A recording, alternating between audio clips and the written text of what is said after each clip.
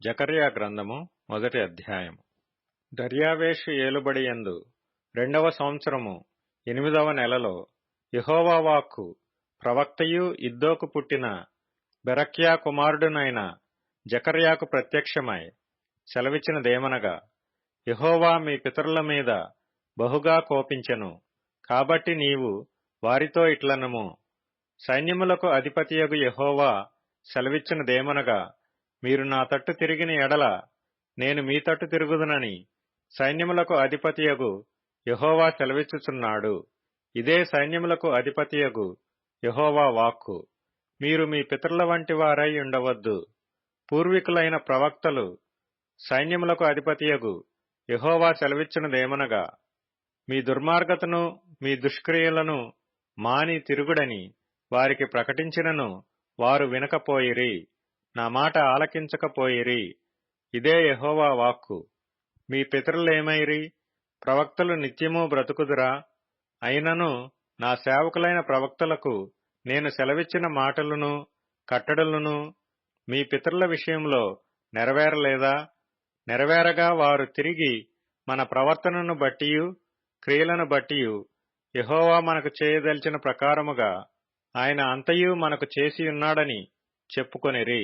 మరియు దర్యావేషు ఏలుబడియందు 2వ సంవత్సరము శెబాటు అను 11వ నెల 24వ దినమున యెహోవా వాక్కు ప్రవక్తయు ఇద్దోకు పుట్టిన బెరక్యా కుమారుడునైన జకర్యాకు ప్రత్యక్షమై ఈలాగు సెలవిచ్చెను. రాత్రి ఎర్రని గుర్రము నెక్కిన మనుష్యుడొకడు నాకు కనబడెను. అతడు లోయలోనున్న గొంజి చెట్లలో నిలువబడి ఉండగా అతని వెనుక ఎర్రని గుర్రములను చుక్కలు చుక్కలు గల గుర్రములను తెల్లని గుర్రములను కనబడెను. అప్పుడు నా ఏలినవాడా, ఇవి ఏమని నేను అడుగగా, నాతో మాట్లాడు దూత, ఇవి ఏమి అయినది నేను నీకు తెలియజేతునెను.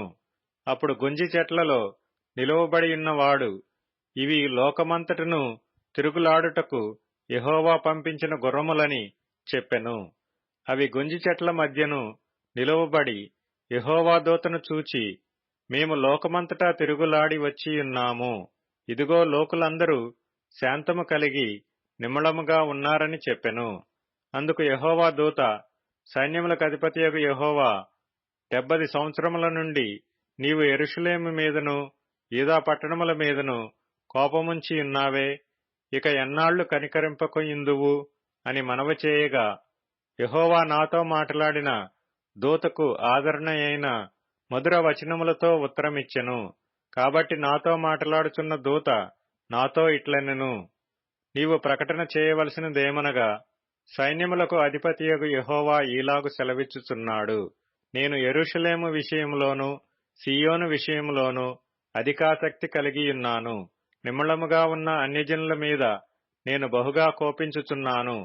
ఎలయనగా నేను కొంచెము కోపపడగా కీడు చేయవలనన్న తాత్పర్యముతో వారు సహాయులైరి.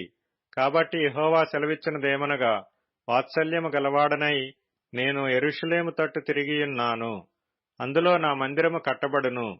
యెరూషలేము మీద శిల్పకారులు నూలు సాగలాగుదురు. ఇదే సైన్యములకు అధిపతియగు యెహోవా వాక్కు. నీవు ఇంకనూ ప్రకటన చేయవలసినదేమనగా, ఇక నా పట్టణములు భాగ్యముతో మరి ఎక్కువగా నింపబడును. ఇంకనూ యెహోవా సీయోనును ఓదార్చును, యెరూషలేమును ఆయన ఇకనూ కోరుకొనును.